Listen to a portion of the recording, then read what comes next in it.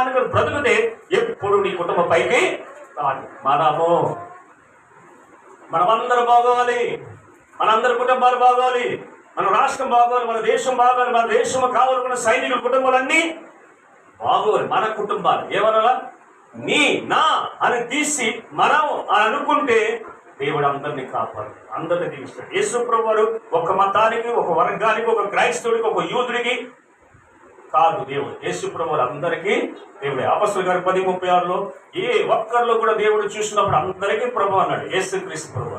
మీ సామర్థ్యం ఉంది కదా, ఉందా లేదు చెప్పండి. ఒక టైలరింగ్ చేస్తున్నాం, ఒక వ్యాపారం చేస్తున్నాం, ఒక బిజినెస్ చేస్తున్నాం అంటే దేవుడు నీకు జ్ఞానం ఇవ్వకపోతే నువ్వు చేయగలుగుతావో చెప్పండి. మీరు అన్ని రంగాల్లో మిమ్మల్ని తీసుకెళ్తున్నాడు.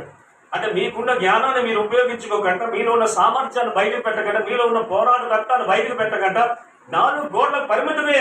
నలుగురి కోసం నువ్వు పని చేయక దేవుడు నిన్ను ఏం చేస్తాడు? లెక్క అడుగుతాడు. చదవది 34 వచనంలో కూడా ఏమన్నాడు చెప్పండి అని చెప్పండి. ఆయన ఒక్కడి కోసమా? అందరి కోసం ప్రాణం పెట్టాడు. అందరి కోసం. యేసు ప్రభువు అందరికీ ప్రభువే.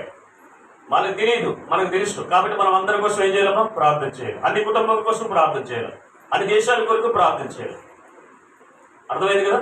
ఏ దేశంలో ఉన్నవాడైనా దేవుడు పోలికలోనే దేవుడు చేస్తాడు. ఆమె ఏ భాషలో ఉన్నవాడైనా దేవుడు తనలో పెట్టింది ఏంటంటే దేవుడు ఆత్మే. మనలో ఉన్నది ఏంటంట? దేవుడు ఆత్మే. వాడు నమ్మినా నమ్మకపోయినా, తెలుసుకోకపోయినా, హైందువుడైనా, క్రైస్తవుడైనా, ముస్లిం ఎవరైనా సరే మన సహోదరుడు. ఆమె ఎవరైనా మన బ్రదర్స్ అండ్ సిస్టర్, వారి కోసం మనం ఏం చేయాలి? ప్రార్థించాలి. అప్పుడు దేవుడిని నా కుటుంబాలు ఏం చేస్తాడమ్మా? ఏ ఆపద వచ్చినా, ఏ ఇబ్బంది వచ్చినా, ఏ అనారోగ్యం వచ్చినా, ఏ యొక్క పరిస్థితి, భూకంపం వచ్చినా, ఏ సునామీ వచ్చినా దేవుడు మన లాంటి పరిస్థితులు చేయమవుతాడు చెప్పండి, మనల్ని కాపాడుతాడు. మనం ఏది చేయకపోతే కాపాడుతాడు చెప్పండి, కాపాడుతాడు. ఈ 9-10 వచనంలో ఏమన్నాడు తెలుసా? చూడండి, 144 కీర్తన చదువురా. 144 అమ్మా. ఎన్ని తంతులమ్మా? నీకు నోరుతో ఎప్పుడైనా చూపించారు ఒక పావుగంట? ఏ సితారు పట్టుకోవచ్చులే, కనీసం నీకు నోరు ఇచ్చాడు కదా. నీకు స్వరం తక్కువ ఉన్నదేంటి? పిల్లలు మాట్లాడకపోతే ఎంత గట్టిగా నోరెడతారు? ఒకళ్ళు నీ పిల్లలు ఎంత పెద్ద నోరెడతారు? వాళ్ళకి కావాల్సింది ఇవ్వకపోతే చిన్ననోరా? మరి వీడికి ఎంత నోరు ఇచ్చారు అని అనుకుంటా.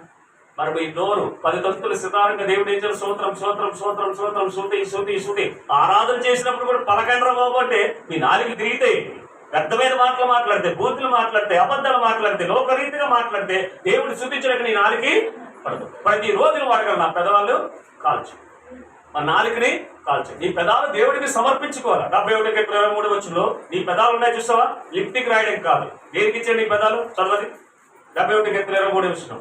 ఈ పెదాలకు లిప్టిక్ రాయడానికి